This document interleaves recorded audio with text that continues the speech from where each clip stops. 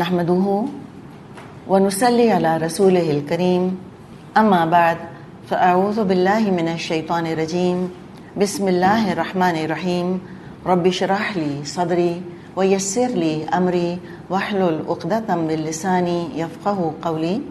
سورۃ المائدہ آیت نمبر 78 سے شروع کرتے ہیں۔ ذکر بنی اسرائیل کا چل رہا ہے۔ اہل کتاب سے اللہ تعالیٰ نے خطاب کیا پیچھے، پھر یہاں پر کچھ بنی اسرائیل کا ذکر آ رہا ہے، اور جیسے ہم بار بار بات کرتے چلے آئے ہیں، اللہ تعالیٰ نے ان کو آئینہ دکھایا ہے، ان کے ہولیت دنداؤ ایٹیٹیوڈ کا علاج ہے اس کے اندر، جو انہوں نے لوگوں کو اپنا ایک رخ دکھایا ہوا تھا، غیر حقیقی رخ، کہ ہم بڑے پرخلوص ہیں، ہم بڑے سچے ہیں، ہم بڑے رسولوں کے تابع دار ہیں، ہم اللہ کے بڑے چہیتے ہیں۔ اور یہ باتیں ان لوگوں کو کرنی ہی پڑتی ہیں جنہوں نے دین کو کاروبار بنایا ہوتا ہے، ان کو اپنی تعریفیں کرنی ہوتی ہیں تاکہ لوگ ان سے امپریس ہوں، لوگ ان سے ڈریں۔ ان کو یہ کہنا پڑتا ہے کہ اگر کسی نے ہم کو ناراض کیا تو اس کی تو خیر نہیں ہے، ہم کسی کو ٹیڑھی آنکھ سے بھی دیکھ لیں تو اس کا تو کوئی معاملہ درست ہو ہی نہیں سکتا، جس کو ہم بد دعا دے دیں وہ تو کبھی پنپ ہی نہیں سکتا۔ جب وہ لوگوں کو اس طرح سے ڈراتے ہیں اور اپنی ذات سے مروب کرتے ہیں اور اپنی نیکیوں کا چرچا بھی کرتے ہیں، خواب سناتے ہیں جھوٹے، اپنی عبادات کے قصے سناتے ہیں سچے جھوٹے، کہ ہم کتنے عابد ہیں، ہم کیسے زاہد ہیں، ہم کیسے اللہ کے مقرب ہیں، ان کو تو یہ باتیں کرنی ہوتی ہیں، نیکیوں کا دکھاوا کرنا ہوتا ہے، چاہے وہ سچی ہوں چاہے جھوٹی ہوں۔ تبھی تو لوگ متاثر ہو کے ان کے پاس آ کے اور نظر نذرانے چڑھائیں گے اور جھک جھک کے سلام کریں گے اور قدم بوسی ان کی کریں گے اور ہر چیز میں ان سے مشورہ لیں گے اور ہر چیز میں ان کے آگے پیسے پیش کریں گے، تبھی تو یہ سب کچھ ہوگا، تبھی تو ان کی جو وجاہت ہے اور جو ان کی پوزیشن ہے اور جو ان کا مقام ہے وہ اسی طرح تو برقرار رہے گا جھوٹ کے اوپر۔ تو یہی بنی اسرائیل کے علماء نے جھوٹ کے اوپر اپنا مقام کھڑا کیا ہوا تھا۔ چلیں اب تک وہ یہ سب کچھ کرتے رہے، ٹھیک ہے، نہ کوئی نقصان تھا نہ کوئی فائدہ تھا، واللہ عالم کیا معاملہ چل رہا تھا، لیکن نبی اکرم صلی اللہ علیہ وسلم کے آنے کے بعد تو معاملہ بڑا سنجیدہ ہو گیا تھا۔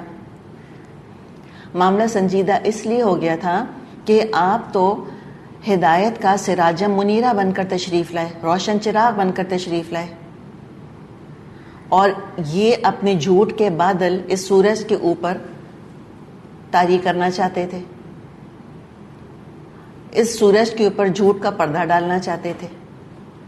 جب لوگ جا کر ان سے پوچھا کرتے تھے کہ بتاؤ یہ محمد جو کہہ رہے ہیں کیا یہ واقعی اللہ کے رسول ہیں صلی اللہ علیہ وسلم، تو اپنی کتابوں کے حوالے دے کر کہتے تھے کہ نہیں، کہیں نہیں لکھا ہماری کتابوں کے اندر، اور بنو اسماعیل کے اندر تو کوئی رسول آ ہی نہیں سکتا، وہ تو ہم ہی میں آئے گا، ہم تو انبیاء کی اولاد ہیں، ہم تو بہت زیادہ چہیتے ہیں، انبیاء کے بھی بڑے چہیتے ہیں۔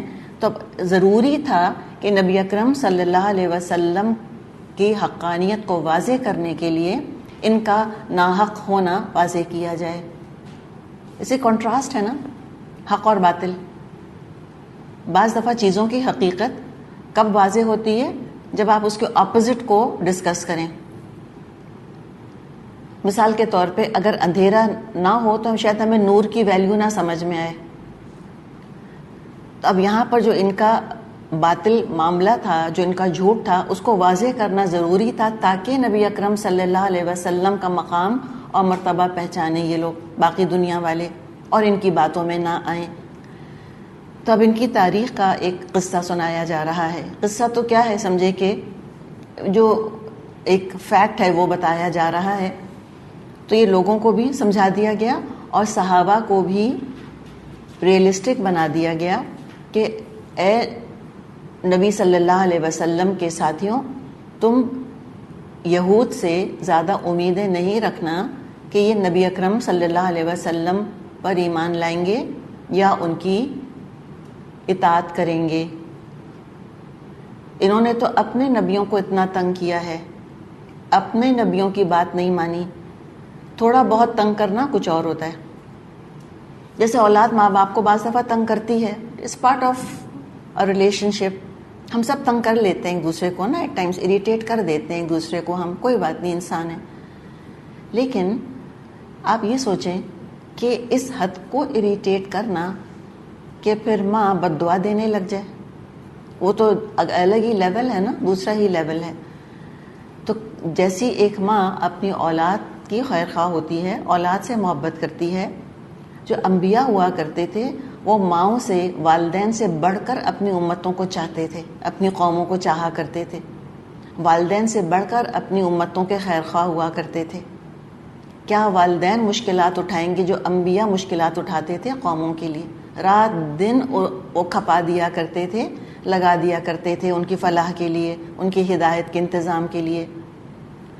تو سوچیں کہ کسی قوم نے اپنے رسولوں کو کتنا تنگ کیا ہوگا، کتنا زچ کیا ہوگا، کتنا ستایا ہوگا کہ پھر وہ بد دعا دینے لگ گئے اس قوم کو.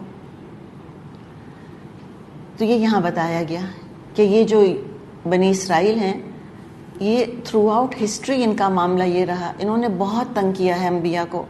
جنہیں قتل کر سکتے تھے ان کو تو قتل ہی کر دیا، اور جن پر ان کا بس نہیں چلا ان کو عاجز کر کے رکھ دیا، یہاں تک کہ انبیاء کی زبانوں سے ان کے لیے بد دعائیں نکلنے لگ گئیں.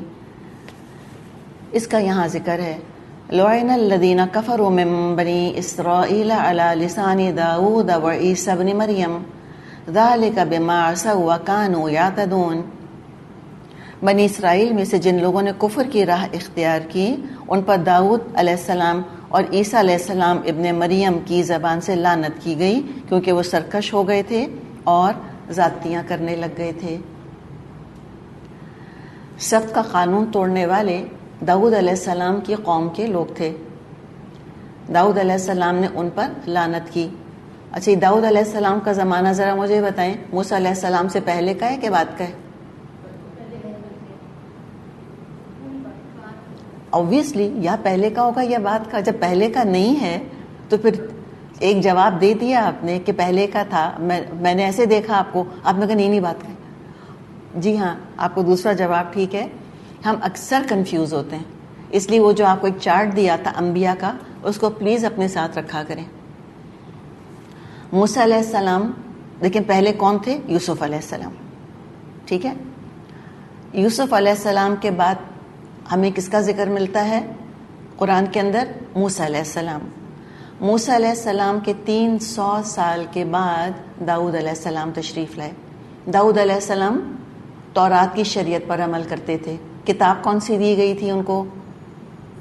زبور دی گئی تھی. زبور کے اندر کوئی شریعت نہیں تھی. سامس جس کو ہم کہتے ہیں، پی سے ہے، PSALMS، سامس ان کو دی گئی تھی. اس میں خالی حمد کے ترانے تھے اور نصیحتیں تھیں اور تماثیل تھیں، پیرابلز تھے.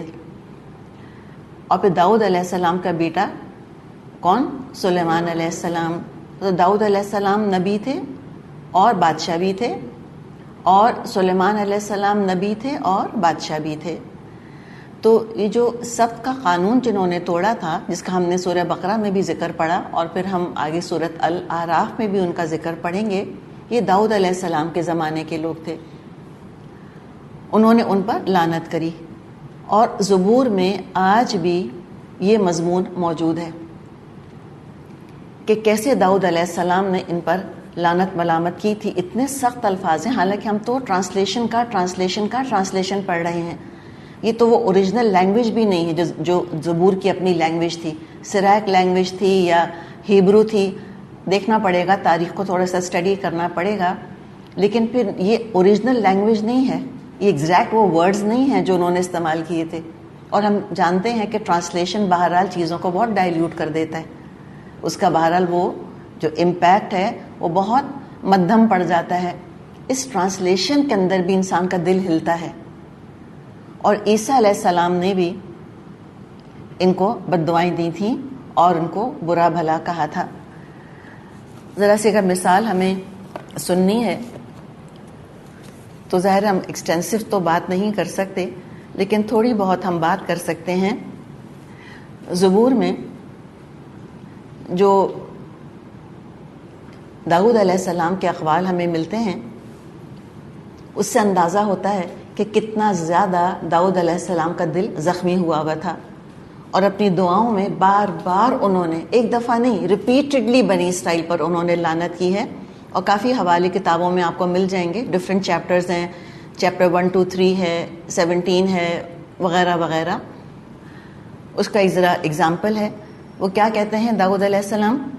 لیکن خدا شریر سے کہتا ہے، تجھے میرے آئین بیان کرنے سے کیا واسطہ، اور تو میرے عہد کو اپنی زبان پر کیوں لاتا ہے، جبکہ تجھے تربیت سے عداوت ہے اور میری باتوں کو پیٹھ پیچھے پھینک دیتا ہے. تو چور کو دیکھ کر اس سے مل گیا اور زانیوں کا شریک رہا. تیرے منہ سے بدی نکلتی ہے اور تیری زبان فریب گھڑتی ہے. تو بیٹھا بیٹھا اپنے بھائی کی غیبت کرتا ہے اور اپنی ماں کے بیٹے پر تہمت لگاتا ہے. تو نے یہ کام کیے اور میں خاموش رہا. تو نے گمان کیا میں بالکل تجھ جیسا ہوں، مگر میں تجھ کو ملامت کر کے ان کو تیری آنکھوں کے سامنے تربیت دوں گا. اور اے خدا کو بھولنے والو، سوچ لو ایسا نہ ہو میں تم کو پھاڑ ڈالوں اور کوئی چھڑانے والا نہ ہو. یہاں کے رونگٹے نہیں کھڑے ہوتے. یعنی کہ اللہ تعالیٰ نے یہ وحی کے ذریعے داؤد علیہ السلام کو سکھایا کہ بنی اسرائیل کو یہ کہیں. آپ قرآن میں بھی ہم پڑھتے ہیں نا، قل، کہہ دیجئے قل هو اللہ احد. تو یہ دیکھیں. پھر عیسیٰ علیہ السلام وہ آئے بعد میں، وہ ظاہر ہے وہ پھر داؤد علیہ السلام، سلیمان علیہ السلام کے کافی عرصے بعد عیسیٰ علیہ السلام تشریف لائے. تو ان کا طریقہ کہاں بدلا؟ کوئی طریقہ نہ بدلا. کتنا تنگ کیا ہے اور کتنا زج کیا انہوں نے عیسیٰ علیہ السلام کو. تو عیسیٰ علیہ السلام نے ان سے کہا، اور انجیل میں یہ اقوال موجود ہیں. وہ کہتے تھے اے احمقوں اور اندھوں، کون سا بڑا ہے، سونا یا مقدس جس نے سونے کو مقدس کیا؟ اور پھر کہتے ہو اگر قربان گاہ کی قسم کھائے تو کچھ بات نہیں، مگر جو نظر اس پر چڑھی ہو اگر اس کی قسم کھائے تو اس کا پابند ہوگا. اے اندھو، کون سی بڑی ہے، نظر یا قربان کا جو نظر کو مقدس کرتی ہے؟ اے ریاکار فقیہوں اور فریسوں، ریاکار یعنی منافق جس کو کہ ہم کہیں، تم پر افسوس کہ پودینہ اور سونف اور زیرے پر تو پکی دیتے ہو، پر تم شریعت کی زیادہ بھاری باتوں یعنی انصاف، رحم اور ایمان کو چھوڑ دیتے ہو. لازم تھا کہ یہ بھی کرتے اور وہ بھی نہ کرتے. اے اندھے راستہ بتانے والو، مچھر کو چھانتے ہو اور اونٹ کو نگل جاتے ہو. اے ریاکار فقیہوں اور فریسوں، تم پر افسوس کہ پیالے اور رکابی کو اوپر سے صاف کرتے ہو مگر وہ اندر لوٹ اور ناپرہیزگاری سے بھرے ہیں.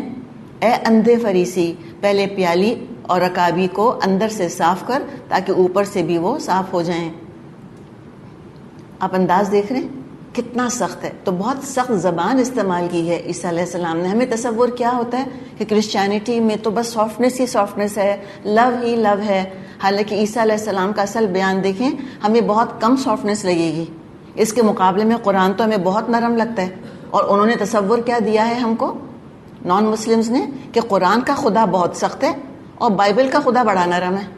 یہ میسج دیا ہے نا انہوں نے. اور جو مسلمان قرآن نہیں پڑھتے یا کمپیریٹیو ریلیجن نہیں پڑھتے، ان کو اندازہ نہیں ہے کہ کیا ڈانٹیں پڑی ہیں ان لوگوں کو ان کی اپنی کتابوں کے اندر. اگر اینٹی سیمیٹک ان کو کہنا ہے، سب سے پہلے اپنی تورات کو اور اپنی بائبل کو کہیں، اس کے بعد قرآن تک پہنچیں. پھر یہ اور کیا کہا تھا عیسیٰ علیہ السلام نے ان سے؟ اے ریاکار فقیہوں اور فریسیوں، تم پر افسوس کہ تم سفیدی پھری ہوئی قبروں کے مانند ہو، جو اوپر سے تو خوبصورت دکھائی دیتی ہیں مگر اندر مردوں کی ہڈیوں اور ہر طرح کی نجاست سے بھری ہوئی ہیں. اس طرح تم بھی ظاہر میں لوگوں کو راست باز دکھائی دیتے ہو مگر باطن میں ریاکاری اور بے دینی سے بھرے ہوئے ہو. اے ریاکار فقیہوں اور فریسوں، تم پر افسوس کہ نبیوں کی قبریں بناتے اور راست بازوں کے مقبرے آراستہ کرتے ہو اور کہتے ہو اگر ہم اپنے باپ دادا کے زمانے میں ہوتے تو نبیوں کے خون میں شریک نہ ہوتے. اس طرح تم اپنی نسبت گواہی دیتے ہو کہ تم نبیوں کے قاتلوں کے بیٹے ہو، غرض اپنے باپ دادا کا پیمانہ بھر دو. پھر کہتے ہیں اے سانپ کے بچوں، اتنے سخت الفاظ ہیں، دیکھیں ذرا. اے سانپ کے بچوں، تم جہنم کی سزا سے کیسے بچو گے؟ اس لیے دیکھو میں نبیوں اور داناؤں اور فقیہوں کو تمہارے پاس بھیجتا ہوں. یعنی اللہ یہ فرما رہا ہے ان میں سے تم بعض کو قتل کرو گے اور صلیب پر چڑھاؤ گے اور بعض کو اپنی عبادت خانوں میں کوڑے مارو گے اور شہر بشہر ستاتے پھرو گے تاکہ سب راز بازوں کا خون جو زمین پر بہایا گیا تم پر آئے.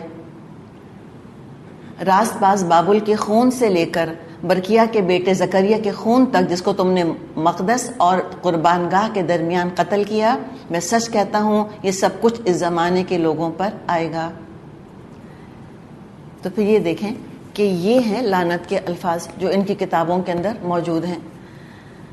اللہ تعالی ہمیں سبق لینے والا بنائے اور ہم ان کی ڈگر پر نہ چل پڑیں، ہم وہ غلطیاں نہ کریں جو وہ قومیں کر چکی ہیں. ہم رسولوں کے ساتھ وہ معاملہ، قرآن کے ساتھ، اپنی کتاب کے ساتھ وہ معاملہ نہ کریں جو انہوں نے تورات یا انجیل کے ساتھ کیا. اللہ ہمیں قدر کرنے والا بنائے اپنے اچھے سچے عالموں کی، ان کی عزت کریں، ان کی بات مانیں، اور اللہ ہمارے عالموں کو حق پر رہنے کی، حق بیان کرنے کی توفیق عطا فرمائے. اور کیا قصور تھا ان کا؟ کانوا لا یتناہون عن منکر فعلوہ لبئس ما کانوا یفعلون. انہوں نے ایک دوسرے کو برے افعال کے ارتکاب سے روکنا چھوڑ دیا تھا، برا طرز عمل تھا جو انہوں نے اختیار کیا. کرنے کا کام کیا تھا ان کے علماء کا؟ کہ خود برائیوں سے رکتے اور دوسروں کو روکتے، مگر خود برائی نہ کر کے سمجھتے کہ گناہ کرنے والوں کا وبال انہی پر ہوگا، ہماری تو کوئی ذمہ داری نہیں ہے. خود بھی نہیں کرنا اور دوسروں کو بھی روکنا ہے. خود صرف گناہ نہ کرنا بھی کافی نہیں ہے، وہ تو ہے ہی بیسک ریکوائرمنٹ. یہ صرف علماء کا کام نہیں ہے، سب کا کام ہے، میرا اور آپ کا. ہمیں بھی گناہ نہیں کرنے، اور اگر معاشرے میں ہم غلط کام ہوتے دیکھیں تو اس کو بہرحال ہمیں ڈسکریج کرنا ہے، ہمیں اس کا آلٹرنیٹ دینا ہے اچھے کام کی شکل میں، اور لوگوں کو کانشیس کرنا ہے کہ جو کر رہے ہو وہ اچھا نہیں کر رہے ہو. مسند احمد میں حدیث ہے، آپ صلی اللہ علیہ وسلم نے فرمایا، اس ذات کی قسم جس کے ہاتھ میں میری جان ہے، تم ضرور نیکی کا حکم دو گے اور برائی سے منع کرو گے. دوگے سے، ضرور دوگے سے کیا مطلب؟ کمانڈ ہے، ضرور تم کو نیکی کا حکم دینا ہے اور تم کو برائی سے روکنا ہے. یا پھر قریب ہے اللہ تعالیٰ تم پر عذاب بھیجے گا، پھر تم اس سے دعا کرو گے اور وہ تمہاری دعا قبول نہیں کرے گا. یہ سزا آپ نے بتائی ہے کہ اگر تم نے امر بالمعروف اور نہی عن المنکر چھوڑ دیا تو دعائیں قبول نہیں ہوں گی. تو اگر ہم چاہتے ہیں کہ ہماری دعائیں قبول ہوں تو بتائیں کیا کرنا ہے؟ بتائیں کیا کرنا ہے؟ امر بالمعروف کریں، نہی عن المنکر کریں، اور اللہ تعالیٰ سے حکمت مانگیں. علم ہونا چاہیے. ایسا نہ ہو کہ معمولی چیز کو بہت بڑا کر دیں اور بہت بڑی چیزوں کو ہم اگنور کر دیں. ایک شخص جو نماز نہیں پڑھ رہا اور مثال کے طور پہ کوئی مکروہ چیز بتائیں، سگریٹ پیتا ہے، ٹھیک ہے، پہلے کس چیز سے روکیں گے؟ پہلے کیا کہیں گے؟ سگریٹ کی بات کریں گے کہ نماز کی بات کریں گے؟ نماز کی بات کریں گے، نماز کی. اور علماء نے ایک رول بتایا ہے. رول یہ بتایا ہے انہوں نے کہ اللہ نے جن کاموں کو کرنے کا حکم دیا ہے وہ زیادہ امپورٹنٹ ہے بنسبت ان کے کہ جن کاموں سے روکا ہے. نعوذ باللہ اس کا مطلب یہ نہیں ہے کہ سب شراب پینا شروع کر دیں، سود لینا شروع کر دیں. لیکن یہ رول کتنا امپورٹنٹ ہے آپ دیکھیں کہ اللہ نے جن کاموں کا حکم دیا ہے ان کو کرنا زیادہ ضروری ہے، اور جن کاموں سے روکا ہے وہ بھی ضروری ہیں. لیکن پہلے ہمیں آغاز کس سے کرنا ہے؟ امر بالمعروف سے. اور دلیل بڑی پیاری دی ہے انہوں نے. کیا دلیل دی ہے؟ دلیل یہ دی ہے کہ اللہ تعالیٰ نے قرآن میں فرمایا ہے، سورہ ہود میں ہم پڑھیں گے کہ ان الحسنات یذہبن السیئات، نیکیاں برائیوں کو لے جاتی ہیں، دور کر دیتی ہیں. قیامت کے دن کامیاب ہونے کے لیے کیا کرائٹیرین ہے کہ 99% نیکیاں اور 1% گناہ ہوں گے تب کامیاب ہوگے؟ نہیں، 51% نیکیاں ہوں گی نا تو بھی کامیاب ہو جائیں گے انشاءاللہ تعالیٰ. بس کیا ہونا ہے؟ ثقلت موازینہ. ہم نیکیوں کا پلڑا بھاری ہونے کی دیر ہے، چاہے وہ ایک نیکی سے بھی کیوں نہ ہو جائے، جسٹ السلام علیکم سے بھی کیوں نہ ہو جائے. حالانکہ السلام علیکم ایک تو نہیں ہے، اس پہ بھی 30 نیکیاں ملتی ہیں یا 10 تو ملتی ہی ملتی ہیں. تو لہٰذا نیکیوں کا کثرت سے اہتمام کریں. اور یہ حقیقت ہے، ذاتی زندگی میں اپلائی کر کے دیکھ لیں. مثال کے طور پہ ایک شخص قرآن نہیں پڑھتا، میوزک سنتا ہے، تو مجھے بتائیں کیا کہنا ہے ہم کو؟ ہمیں کہنا ہے کہ تم قرآن شروع کرو اور یہ تجربہ ہے. ایک دفعہ انسان قرآن کے ساتھ رشتہ جوڑ لیتا ہے، میوزک زندگی سے نکلنا شروع ہو جاتا ہے، چلا جاتا ہے. ایک شخص آیا آپ صلی اللہ علیہ وسلم کے پاس، اس نے کچھ برائیاں بیان کری اپنی اور کہا کہ میں یہ بھی کرتا ہوں، میں جھوٹ بھی بولتا ہوں، میں یہ بھی گناہ کرتا ہوں، مجھے ایک بات بتائیں کہ میں کیا چیز چھوڑوں. آپ نے کہا جھوٹ چھوڑ دے. آپ نے کہا جھوٹ بولنا چھوڑ دے. اور جب اس نے جھوٹ بولنا چھوڑا، اس کی شراب بھی چھٹ گئی اور اس کے باقی گناہ بھی چھٹ گئے. تو یہ ہے نیکیوں کی برکت ہماری اپنی زندگی میں. وہ کہتے ہیں نا کہ ایک چراغ بھی جب جل جاتا ہے بہت سارا اندھیرا دور کر دیتا ہے، اور بہت سارا اندھیرا مل کر بھی چھوٹے سے چراغ کے اوپر حاوی نہیں ہو سکتا. تو لوگوں کو نیکیوں کی طرف پش کرنے کی ہمیں ضرورت ہے، اور انشاءاللہ تعالی برائیوں کا بھی ان کو احساس دلانا ہے کہ یہ کام تم کو چھوڑنے بھی ہیں، لیکن آغاز اس سے کریں. نماز پڑھو، یہ کہنے کی ضرورت ہے. قرآن پڑھو، قرآن کا علم حاصل کرو. اور یہاں پہ دیکھیں جو خاص اہتمام سے جو بات کی گئی ہے کہ وہ برائیاں کرتے تھے اور لیکن اس کو روکا نہیں کرتے تھے. تو یعنی کہ ہم کہیں ریشیو پروپورشن نہ ڈسٹرب کر بیٹھیں کہ ہم کہیں کہ اچھا خالی بس ہمیں نیکیوں کا حکم دینا ہے، برائیوں سے روکنا نہیں. تو تبھی حدیث ہم نے دیکھی اور قرآن کی آیت موجود ہے ہمارے سامنے. آف کورس ہم کو برائیوں سے روکنا ہے، لیکن ہم حکمت کی بات کر رہے ہیں کہ ہم شروعات کیسے کریں. ہم یہ نہیں کہہ رہے کہ ٹوٹل ہماری تبلیغ جو ہے بس وہ خالی یہی رہ جائے گی کہ تم خالی نیکیاں کرو. آبویسلی برائیوں سے روکنا ہے، آبویسلی ان کا احساس دلانا ہے، اور اس کے لیے بڑی مورل کریج کی ضرورت ہوتی ہے. انسان کے اندر اعتماد ہونا ہوتا ہے، اس کے پاس علم کی ضرورت ہوتی ہے. اس کے پاس علم ہوگا، اعتماد ہوگا، یقین ہوگا اس کو کہ جو میں کہہ رہا ہوں بالکل صحیح کہہ رہا ہوں. اور ہمیں پھر پرائیورٹی پتہ ہونی چاہیے، ترجیحات پتہ ہونی چاہیے کہ پہلے کیا ہمیں کس چیز سے روکنا ہے، پھر کس چیز سے، پھر کس چیز سے. درجہ بدرجہ چیزوں سے ہمیں انشاءاللہ تعالی روکنے کی ضرورت ہے. اکٹھے ہر گناہ سے روکنا شروع کر دیں گے، لوگ بدک جائیں گے، وہ نہیں کر پائیں گے.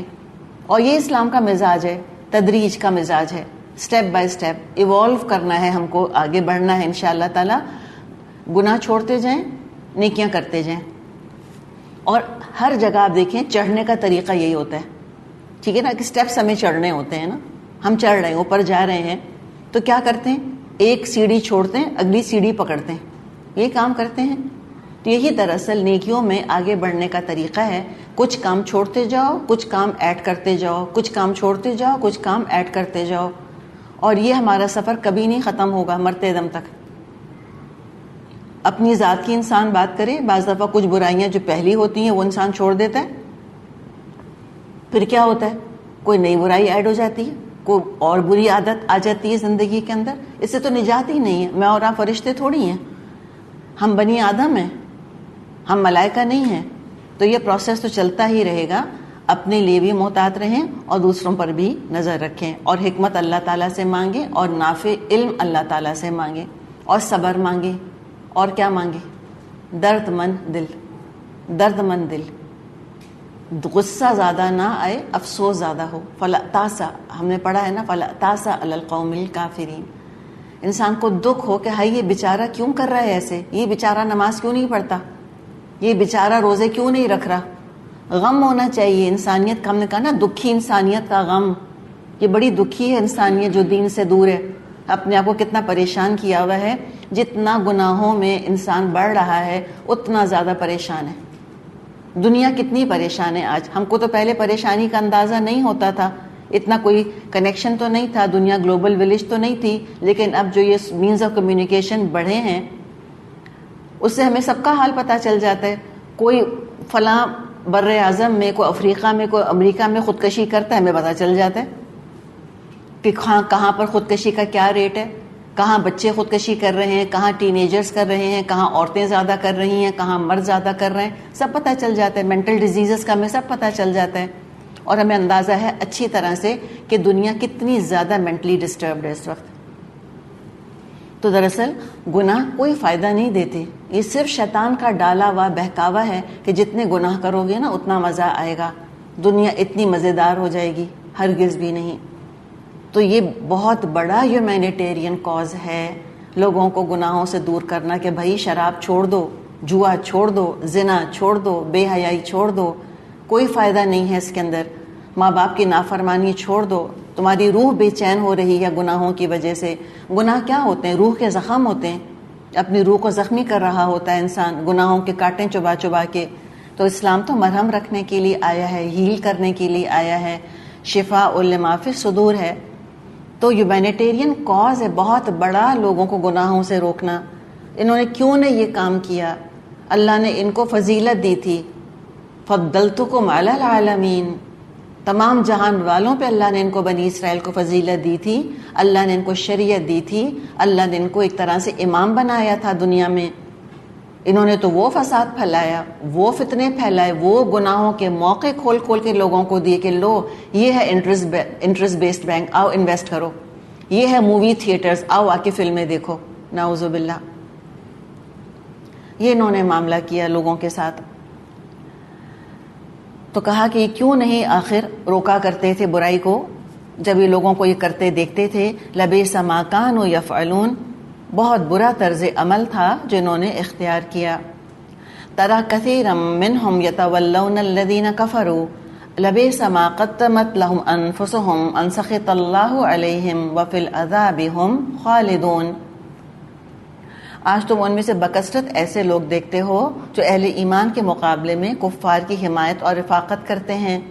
یقیناً بہت برا انجام ہے جس کی تیاری ان کے نفسوں نے ان کے لیے کی ہے. اللہ ان پر غضبناک ہو گیا ہے اور وہ دائمی عذاب میں مبتلا ہونے والے ہیں. یعنی جو غلطی ان کے آباء و اجداد نے کی تھی. کن کے آباء و اجداد نے؟ بنی اسرائیل کے. یاد ہے ہم نے کل ڈسکس کیا تھا کہ کیسے رومن انفلوئنس میں آئے تھے کرسچنز اور کیسے اپنا عقیدہ بدلا تھا. تو بنی اسرائیل کا بھی جب دوسری سویلائزیشنز کے ساتھ کلیش ہوا تھا تو انہوں نے ان سویلائزیشنز کی بہت ساری چیزیں اڈاپٹ کر لی تھیں. جیسے یہ جو بنی اسرائیلی تھے یہ مصریوں سے بڑے امپریس تھے. تو کیا ریزن تھا جو انہوں نے کہا کہ ہم تو گائے ذبح نہیں کر سکتے؟ موسیٰ تم تو مذاق کر رہے ہو ہم سے. اس لیے کہ مصر میں گائے کو وینریٹ کیا جاتا تھا، گائے بڑی ہولی تھی ان کے ہاں. تو لہٰذا ان کے اندر بھی اس کی سینکٹیٹی آ گئی تھی گائے کی. تو یہ غیر مسلم کلچرز سے امپریس ہونا یہ دراصل پھر آہستہ آہستہ بہت ساری خرابیاں لے کر آتا ہے. تو جو غلطی ان کے آباء و اجداد نے کی تھی، یعنی مشرکوں سے دوستیاں بڑھائی تھیں، ان کا عقیدہ اڈاپٹ کر لیا تھا، اسی ڈگر پر اب آپ صلی اللہ علیہ وسلم کے دور کے یہود اور نصارہ چل رہے تھے، مکے والوں سے دوستیاں بڑھا رہے تھے. اگر یہی محنت اور یہی دوستی وہ نبی اکرم صلی اللہ علیہ وسلم کی محبت حاصل کرنے میں لگا دیتے، یہی دوستی آپ صلی اللہ علیہ وسلم سے کرتے، یہی وقت آپ کی صحبت میں لگا دیتے، تو کتنا ان کو فائدہ حاصل ہوتا. لیکن اپنے لیے انہوں نے کوئی فائدہ حاصل نہ کیا. وَلَوْ كَانُوا يُؤْمِنُونَ بِاللَّهِ وَالنَّبِيِّ وَمَا أُنزِلَ إِلَيْهِ مَا اتَّخَذُوهُمْ أَوْلِيَاءَ وَلَكِنَّ كَثِيرًا مِّنْهُمْ فَاسِقُونَ. اگر فی الواقع یہ لوگ اللہ اور نبی صلی اللہ علیہ وسلم اور اس چیز کے ماننے والے ہوتے جو کہ آپ صلی اللہ علیہ وسلم پر نازل ہوئی تھی، تو کبھی اہل ایمان کے مقابلے میں کافروں کو اپنا رفیق نہ بناتے. مگر ان میں سے تو بیشتر لوگ اللہ کی اطاعت سے نکل ہی چکے. تو یہ بات اللہ تعالیٰ نے یہاں بیان فرما دی کہ کیسے انہوں نے ان سے دوستیاں کی اور کیسے پھر انہوں نے دراصل اللہ تعالیٰ کی نافرمانی کو اپنا ایک لائف سٹائل ہی بنا لیا.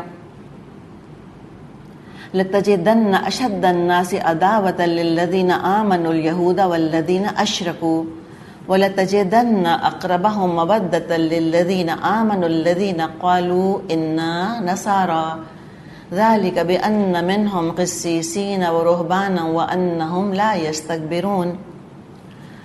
تم اہل ایمان کی دشمنی میں سب سے زیادہ سخت یہود اور مشرکین کو پاؤ گے، اور ایمان لانے والوں کے لیے دوستی میں قریب تر ان لوگوں کو پاؤ گے جنہوں نے کہا تھا ہم نصارہ ہیں. یہ اس وجہ سے ہے کہ ان میں عبادت گزار عالم اور تارک الدنیا فقیر پائے جاتے ہیں، اور ان میں غرور نفس نہیں ہے. لا یستکبرون، یہ تکبر نہیں کرتے. اچھا، اب ذرا دیکھیں جو کیٹیگریز بیان کی گئی ہیں. عقیدہ جو ہے اس کو اگر ہم دیکھیں تو عقیدے کے سب سے بڑے دشمن کون تھے؟ مشرک. ٹھیک ہے، مشرکین عرب، مشرکین مکہ. وہ کس کے دشمن تھے؟ عقیدے کے دشمن. ان کے لیے کہتے ہیں نا کہ they were against the message not against the messenger. پیغام سے ان کو نفرت تھی. یہ کیا توحید کی بات ہے؟ ہمارے باقی خداؤں کا کیا ہوگا آخر؟ لات کا کیا ہوگا؟ منات کا کیا ہوگا؟ عزا کا کیا ہوگا؟ تو پیغام سے ان کو عداوت تھی. اور جو پیغام بر تھے، جو میسنجر تھے، وہ تو ان کے اپنے ہی تھے، بنو اسماعیل ہی میں سے تھے. وہ تو بنو ہاشم کے چشم و چراغ تھے. ان سے کوئی ان کو بیر نہیں تھا، کوئی دشمنی نہیں تھی. دشمنی ساری پیغام سے تھی. تو سب سے بڑے دشمن وہ تھے. لہٰذا مشرکوں سے دوستیاں دلی نہیں کرنی چاہیے، وہ ہمارا عقیدہ بگاڑ دیں گے. اور ہم تھرو آؤٹ مسلم ہسٹری دیکھتے ہیں کہ جہاں توحید کے عقیدے میں جہاں جہاں شرک شامل ہوا، وہ دراصل مشرکوں کے طور طریقوں کو اپنانے سے اور ان سے دلی دوستیاں کرنے کی وجہ سے وہ شرک شامل ہوا ہے. اور ہم جس علاقے میں رہتے ہیں، انڈو پاک کا جو علاقہ ہے، یہ تو ہم خوب اچھی طرح آبزرو کر رہے ہیں. ہمارا اپنا مشاہدہ ہے، ہمارا اپنا تجربہ ہے. ہم تو ہندو اثرات اپنی زندگی پہ دیکھ رہے ہیں. پہلے کیا ہوا؟ صرف دوستیاں ہوئیں، ٹھیک ہے نا. دوستیاں ہوتے ہوتے ان کے طور طریقے اچھے لگنے لگ گئے، ان کے شگون آنے لگ گئے. مسلمان بھی ان کی طرح شگون لینے لگ گئے. 13 تاریخ منگل کا دن، عام کہاوت ہوا کرتی تھی. اگر کسی لڑکی کی شادی نہیں ہوتی تھی، کہتے تھے اس کے مانگ میں منگل بیٹھ گیا. اب منگل پتہ نہیں کیسے بیٹھتا ہے، اللہ جانے. اس قسم کی باتیں پھر ہوتے ہوتے، جیسے کہ وہ خود ہی کہتے ہیں کہ بھئی فرق کیا رہ گیا ہے ہم میں اور تم میں؟ ہمارے معبود جو ہیں وہ کھڑے ہوئے ہیں، تمہارے معبود لیٹے ہوئے ہیں. یعنی کہ ہم تو بتوں کو پوجتے ہیں، تم قبروں کو پوج رہے ہو. فرق کیا رہا؟ کوئی فرق نہیں رہا. تو نہ صرف یہ کہ ان کی دوستیوں کی وجہ سے ہمارا کلچر چینج ہوا، شادی بیاہ کا طریقہ سارا آپ دیکھ لیں. آج تک ہم رو رہے ہیں، ہم نے کتنا ظلم کیا اپنی بیٹیوں کے اوپر. جہیز کی لعنت میں ہم نے کیسے ان بیچاریوں پر ظلم اور ستم کے پہاڑ توڑے، کتنے تانے ان کو سننے پڑے جہیز نہ لانے کے اوپر یا سسرال والوں کی پسند کا نہ لانے کے اوپر. اسی طرح عبادات کے اندر یہ جو ساری چیزیں ہم سویم اور 40واں، یہ سارے الفاظ ہم سنتے ہیں، یہ کہاں سے آئے؟ سویم عربی کا لفظ ہے، 40واں عربی کا لفظ ہے؟ نہیں، یہ فارسی الفاظ ہیں. سویم 40واں، سویم فارسی کا لفظ ہے. 40واں مجھے نہیں پتا، ہو سکتا وہ بھی فارسی کا ہی ہو. تو دراصل یہ ہندوؤں کے ہاں تیجا کہلاتا تھا، تیجا اور چلہ. اب انہوں نے کہا کہ اچھا تیجا تو نہیں کہہ سکتے، چلو اس کو اسلامائز کرتے ہیں، چلو اس کو پرشین نام دے دیتے ہیں. عقیقہ کیا انہوں نے تیجے کا، اس کا نام سویم رکھ دیا. اور چلے کا نام کیا رکھ دیا؟ 40واں. ان کے ہاں کانسیپٹ تھا کہ تیسرے دن یا 40ویں دن مرے ہوئے انسان کی روح، نہیں تیسرے دن شاید مرے ہوئے انسان کی روح آتی ہے، شاید 40 دن وہ چکر لگاتی رہتی ہے، اور 40 دن کے بعد جب وہ دیکھ لیتی ہے کہ رشتہ دار میرے کھا رہے ہیں، پی رہے ہیں، خوش ہیں، تب کہیں وہ اپنے ٹھکانے پر پہنچتی ہے. تو ہم نے اسی کو اڈاپٹ کر لیا ایز اٹ از. پھر اسی طرح ہماری عبادات، یعنی تو یہ عبادت یہ ہے نا دراصل جو ہم یہ تیجا کر رہے ہوتے ہیں اور چلہ کر رہے ہوتے ہیں، اس کو ہم عین عبادت سمجھتے ہیں. اور کس حد کی عبادت سمجھتے ہیں کہ بعض دفعہ اگر خاندانوں میں کھڑے ہو کر کہا جائے کہ سویم بدعت ہے، نہیں کرنا چاہیے، تو لوگ دنگ رہ جاتے ہیں. کہتے ہیں کیا ہو گیا ہے، وہابی ہو گئے ہو، کافر ہو گئے ہو، مر گئے مردود، نہ فاتحہ نہ درود. یہ باتیں کی جا رہی ہوتی ہیں. یعنی ہندوؤں کی سنت زیادہ فیملیئر ہے، لیکن نبی اکرم صلی اللہ علیہ وسلم کی سنت انفیملیئر ہے، اس سے واقف نہیں ہے.